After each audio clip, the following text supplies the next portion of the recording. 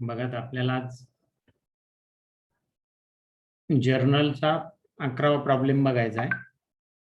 11 आणि 12 असे दोनच प्रॉब्लेम आपले राहिले म्हणजे जर्नल आपलं संपेल आणि लेजर आपण पुढे घेऊ.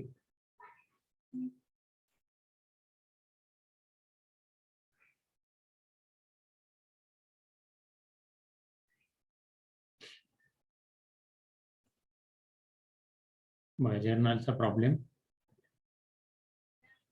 11 नंबर तुमच्या वर्कबुक मध्ये असेल.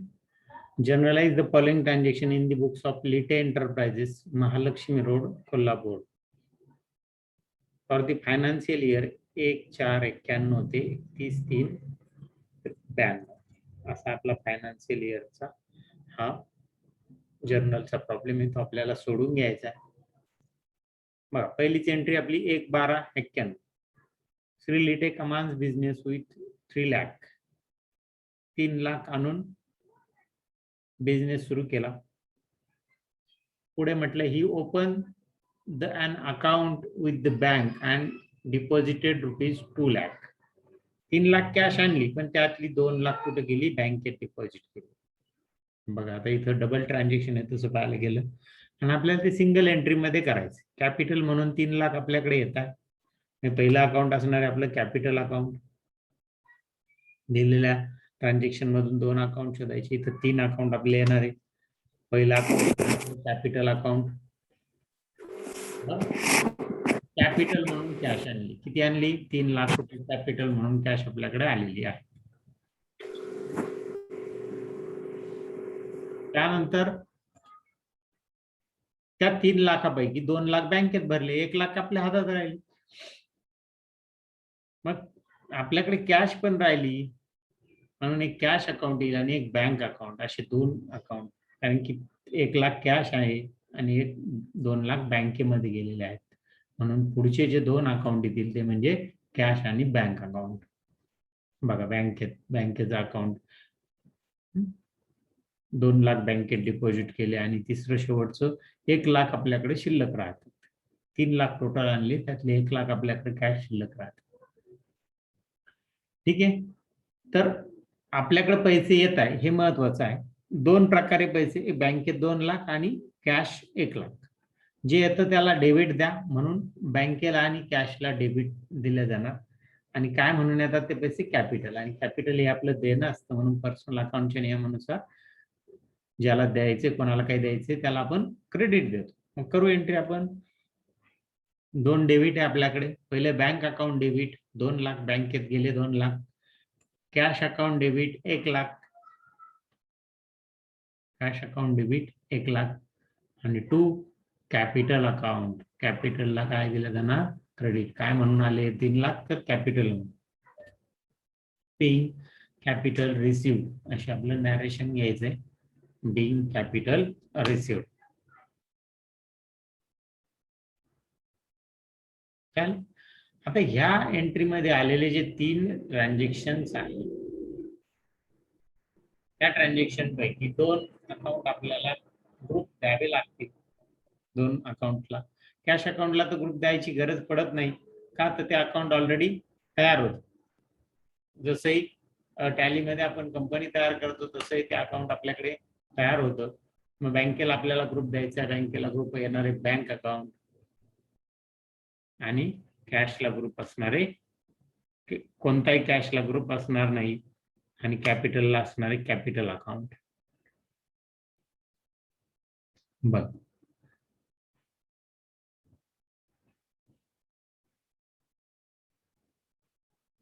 झालं आपलं ग्रुपिंग पण झालं. या एंट्रीचं ग्रुपिंग झालं. त्यानंतर पुढच्या एंट्रीकडे आपल्याला जायचं आहे.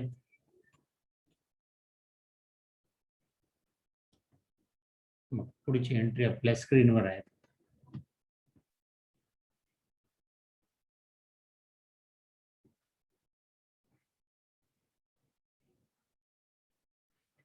$2.12 purchase goods on credit from star company ₹65,000. 65,000चा माल उधारीवर परचेस केला. उधारीवर परचेस केला, एक पार्टी येणार आणि परचेस केला म्हणून परचेस अकाउंट. परचेस मध्ये पहिलं एक अकाउंट असणार आहे परचेस आणि दुसरं त्या पार्टीचं नाव किंवा कॅश. आता उधारी असल्यामुळे पार्टी आणि जर रोखीत असतं तर कॅश आलं असतं.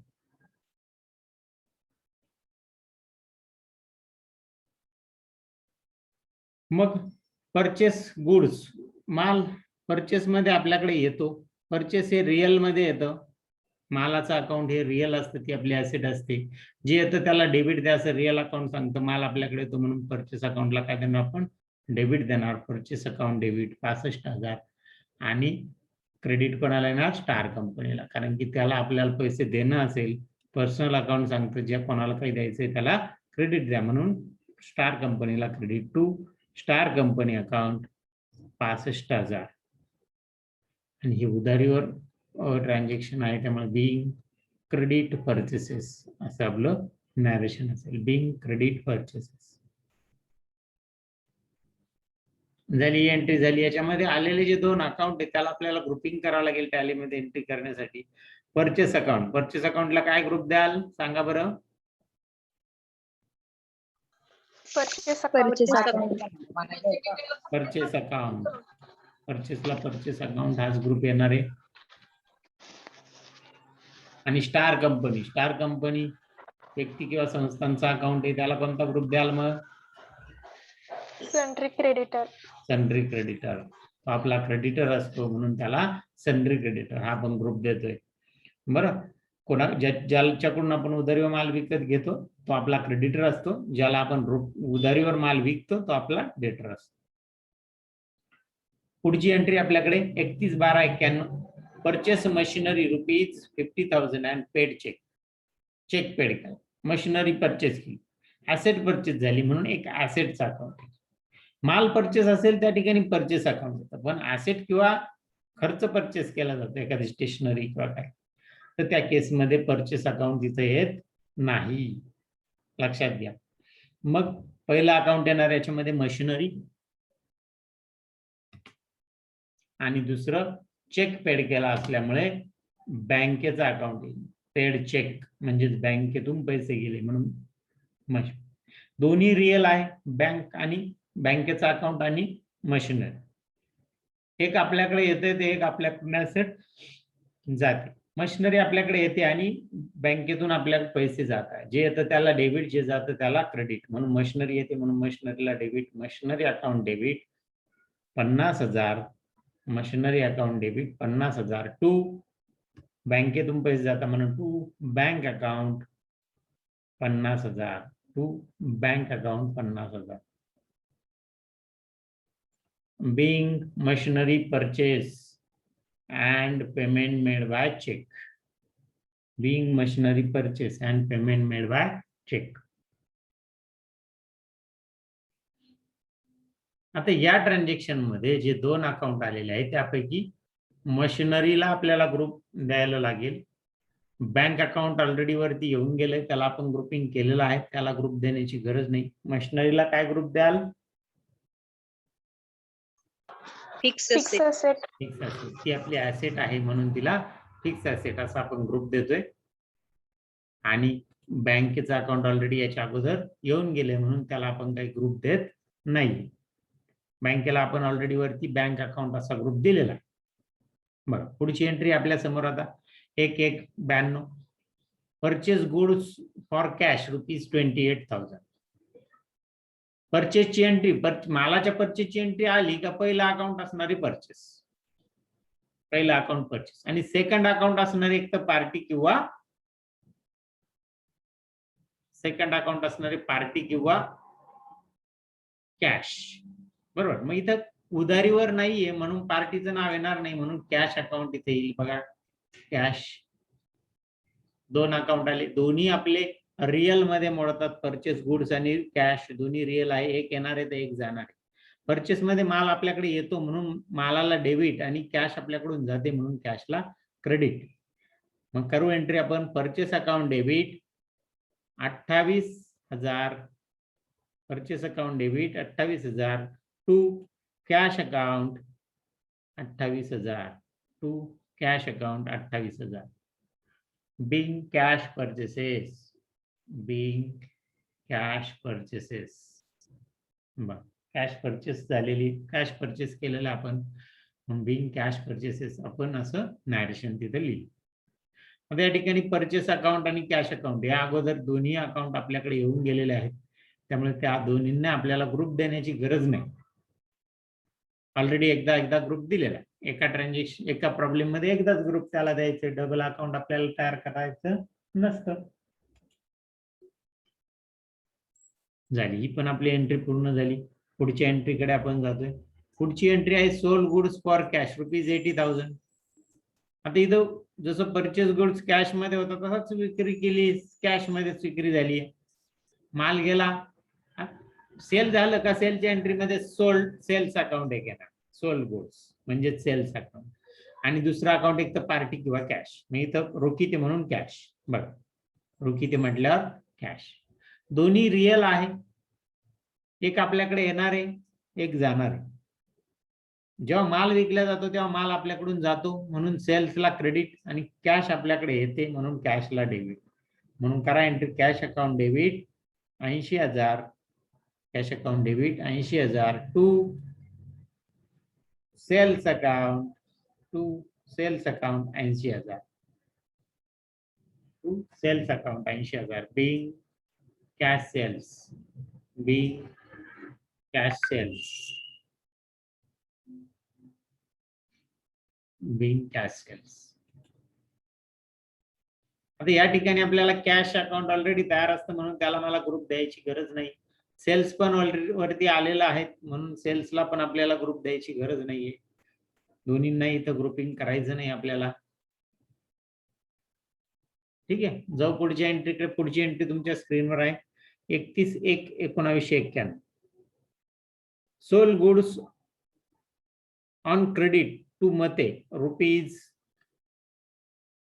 Sold goods on credit to Mate enterprises ₹16,000, 16,000. 16,000चा माल उधारीवर मते एंटरप्राइजेसला विकला. सेल्सचं ट्रान्झॅक्शन आलं, सेल्स गुड्सचं का एक अकाउंट असणार आहे सेल्स, सोल्ड गुड्स म्हणजे सेल्स अकाउंट, आणि दुसरा अकाउंट एक तर पार्टी किंवा कॅश. उधारीवर येतं पार्टी आणि रोखीत आहे ते कॅश. इथं रोखीत व्यवहार नाही म्हणून पार्टीचं नाव आपल्याला आलेलं इथं मते एंटरप्राइजेस, दुसरा अकाउंट असणार. सेल्स हा रिअल आहे, मते एंटरप्राइजेस पर्सनल अकाउंट मध्ये येतं. रिअल अकाउंटच्या नियमानुसार माल आपल्याकडून जातो म्हणून सेल्सला काय असणार आहे, क्रेडिट दिला जाणार, आणि मते एंटरप्राइजेसला काय येणार, डेबिट, कारण की त्याच्याकडून आपल्याला पैसे घेणं आहे आणि कोणाकडून काही घ्यायचं आहे तर त्याला डेबिट द्या, असं आपला पर्सनल अकाउंटचा नियम सांगत असतो. मग करू एंट्री, मते एंटरप्राइजेस अकाउंट डेबिट 16,000, मते एंटरप्राइजेस अकाउंट डेबिट 16,000. सर तुमचा आवाज break. Hello, to sales account. आवाज ब्रेक होतो. ब्रेक होतोय, इंटरनेट कनेक्टिव्हिटीचा इश्यू असेल.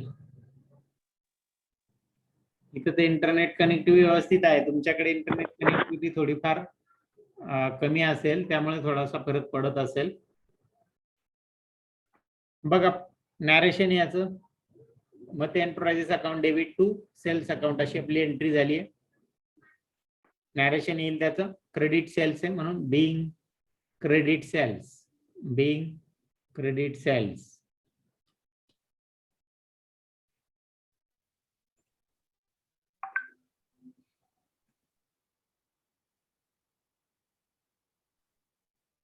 Bing credit sales. आता इथे कॅश झालेला आहे, ते चुकीचं आलेलं आहे, तिथं क्रेडिट करून घ्या.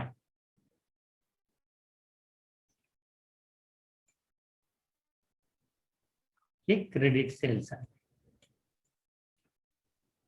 ठीक आहे, आता या एंट्री मध्ये आपल्याला ग्रुप द्यायचा आहे तो म्हणजे मते एंटरप्राइजेस. मते एंटरप्राइजेस व्यक्ती किंवा संस्थाच्या नावाने ग्रुप आहे, आणि व्यक्ती किंवा संस्थाच्या नावाने असलेल्या ग्रुपला फक्त दोनच ग्रुप अप्लाय होतील, ते म्हणजे डेटर्स आणि क्रेडिटर्स. सांगा मग याला कोणता ग्रुप येईल, मते एंटरप्राइजेस कोणता ग्रुप येईल? सर आवाज क्लिअर नाही. मते एंटरप्राइजेसला कोणता ग्रुप येईल?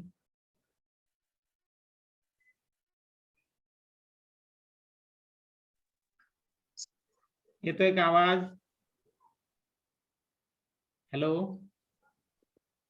होतोय सर. ब्रेक होतोय का?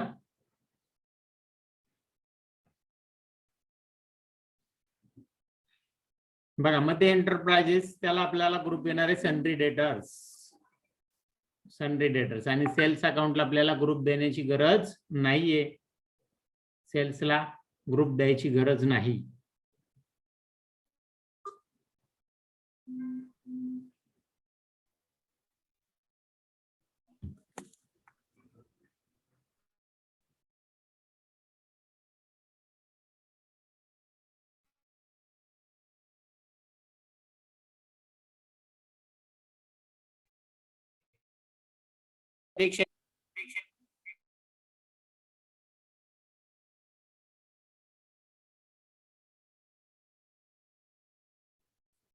पुढचं ट्रान्झॅक्शन आहे 2/1/1992. Purchase stationery for cash ₹3000.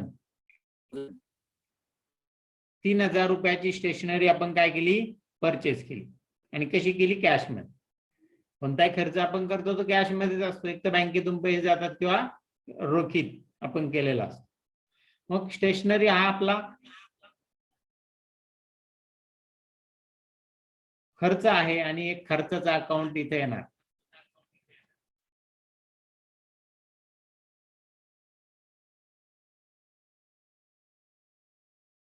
मग स्टेशनरी हे एक आपलं अकाउंट इथे येईल या ट्रान्झॅक्शन मध्ये खर्चाचं. आणि साहजिक खर्चाच्या अकाउंट मध्ये दोनच अकाउंट राहतील शेवटी, ते म्हणजे कॅश किंवा बँक. रोखीत असेल तर कॅश आणि उधारीत असेल तर बँक अकाउंट. बघा, दोन अकाउंट आपल्याकडे इथं आलेले आहेत. एक म्हणजे कॅश आणि दुसरं स्टेशनरी.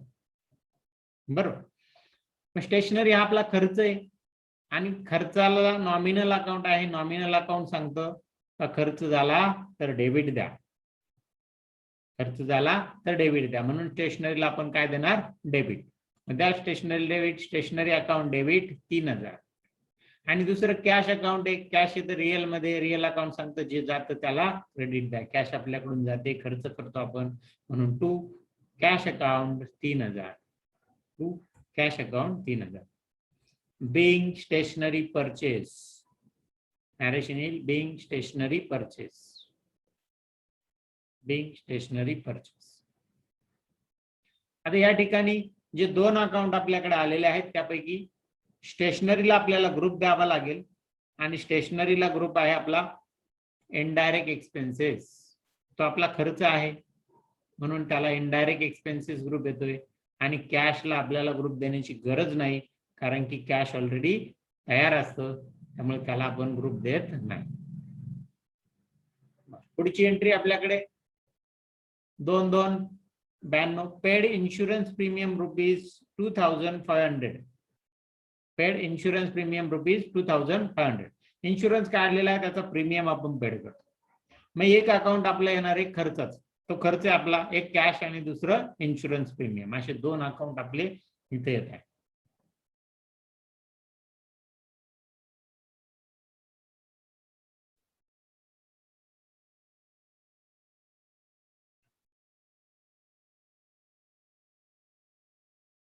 बघा, इन्शुरन्स प्रीमियम हा आपला खर्च आहे. एक इन्शुरन्स प्रीमियम आणि दुसरं कॅश अकाउंट आपल्याकडे येतंय. इन्शुरन्स प्रीमियम खर्च आहे आणि म्हणून खर्चाला काय असणार आहे? डेबिट. नॉमिनल अकाउंट सांगतं खर्च झाला तर त्याला डेबिट द्या, म्हणून इन्शुरन्स प्रीमियमला डेबिट. आणि कॅश आपल्याकडून जाते म्हणून कॅशला काय येणार? क्रेडिट. बघा, मग करा entry. Insurance account debit 2500. Insurance account debit 2500 to cash account 2500. To cash account 2500. being insurance premium paid.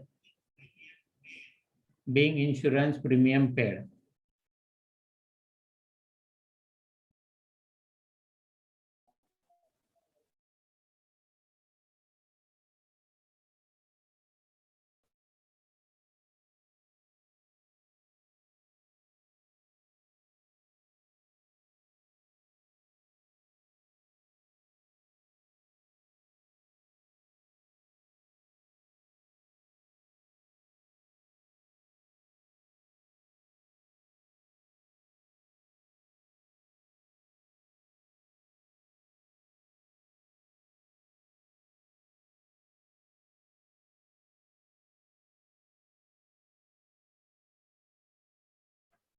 बघा या एंट्रीमध्ये जे 2 अकाउंट आले त्याला आपल्याला इन्शुरन्स या अकाउंटला ग्रुप द्यावा लागेल आणि इन्शुरन्स हा आपला खर्च आहे म्हणून खर्चासाठी एक ग्रुप आहे इनडायरेक्ट एक्सपेन्सेस. 2 ग्रुप असतात, डायरेक्ट आणि इनडायरेक्ट.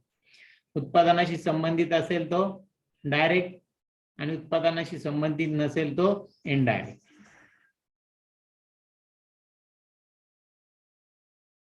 मग इनडायरेक्ट एक्सपेन्सेस इन्शुरन्सला आणि कॅशला आपल्याला ग्रुप देण्याची गरज नाहीये म्हणून कॅशला आपण डॅश देतो.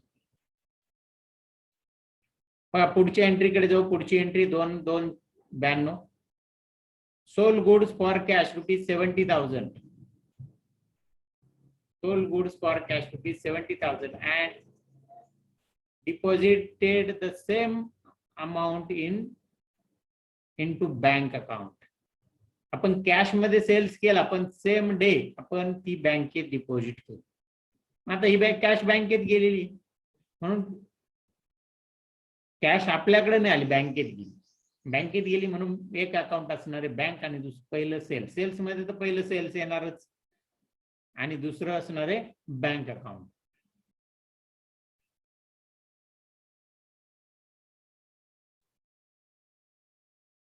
बघा पहिलं असणार आहे सेल्स अकाउंट आणि दुसरं बँक अकाउंट.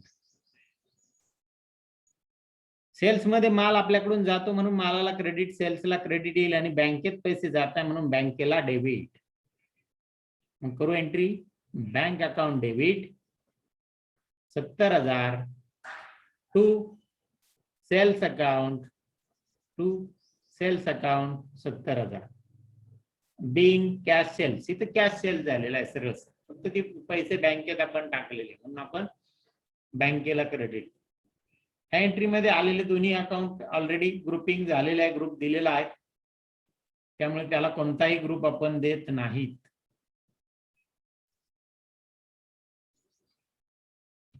ठीक आहे, पुढे जाऊ पुढच्या एंट्रीकडे. पुढची एंट्री आहे 1,392. Paid rent for December to February ₹15,000. Rent paid केला, बरोबर, भाडं पेड केलं म्हणून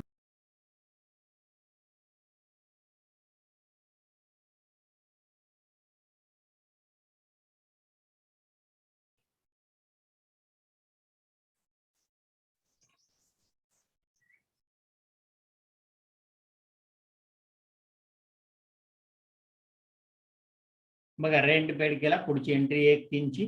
paid rent for December to February ₹15,000. ₹15,000 rent आपण काय केला, पेड केला.